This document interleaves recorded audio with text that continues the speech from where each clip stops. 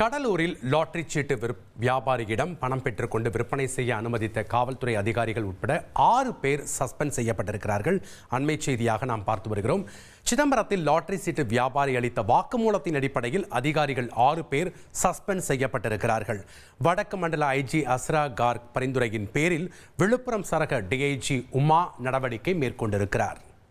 Lottery விற்பனை விவகாரத்திற்கு உடந்தையாக இருந்த 6 காவலர்கள் சஸ்பெண்ட் செய்யப்பட்டிருப்பது குறிப்பிடத்தக்கது. இதை நாம் அண்மை செய்தியாக பார்த்து வருகிறோம்.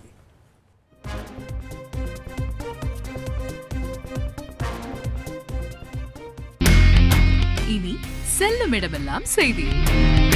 தந்தி டிவியின் வாட்ஸ்அப் சேனலை ஃபாலோ பண்ணினா செல்ல இருக்கும் இடமெல்லாம் செய்தி. இதோ QR கோட் இப்பவே ஸ்கேன் பண்ணுங்க, ஃபாலோ பண்ணுங்க.